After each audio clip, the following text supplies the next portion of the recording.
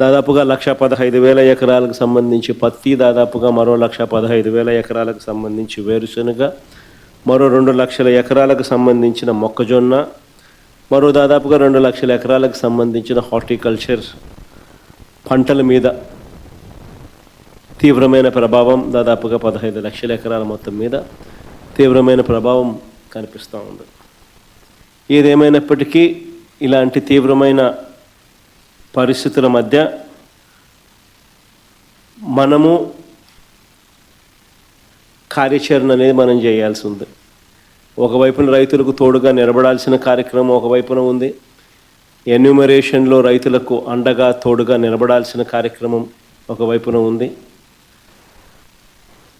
ఈ కార్యక్రమంలో భాగంగా చంద్రబాబు నాయుడు గారి ఈ హయాంలో రైతులు ఏ రకంగా నష్టపోయి ఉన్న పరిస్థితుల మధ్య ఎలా సాగుతూ ఉందనే చూడాలి. ఎందుకనంటే ఇంతకుముందు ఎప్పుడు కూడా ఇలాంటి వరదలు కానీ, తుఫాన్లు కానీ, ఇలాంటివి కరువు కానీ, ఇలాంటి ఏ పరిస్థితి వచ్చినా కూడా మన హయాంలో ప్రతి ఒక్కరికి కూడా ఈ క్రాప్ జరిగేది. ఆర్బీకే వ్యవస్థ అన్నది అప్రమత్తంగా ఉండేది.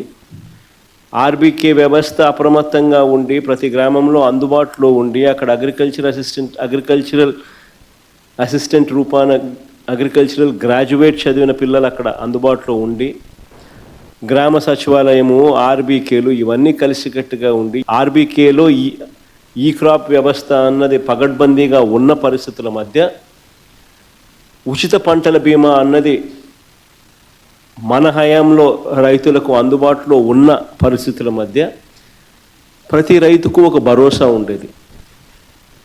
ఆ రోజుల్లో మన హయాంలో దాదాపుగా 85 లక్షల మంది రైతులకు దాదాపుగా 70 లక్షల ఎకరాల పంటకు ఉచిత పంటల బీమా అందుబాటులో ఉండే పరిస్థితి ఉంటే, ఈరోజు కేవలం ఇన్సూరెన్స్ ప్రీమియం కట్టిన వాళ్ళకు మాత్రమే, అంటే కేవలం 19 లక్షల ఎకరాలకు మాత్రమే, 19 లక్షల మంది రైతులకు మాత్రమే, అది కూడా బ్యాంక్ లోన్ అవైల్ చేసుకున్న వాళ్ళకు మాత్రమే ఇప్పుడు ఇన్సూరెన్స్ అవైలబుల్గా ఉన్న పరిస్థితిని మనం చూస్తాం.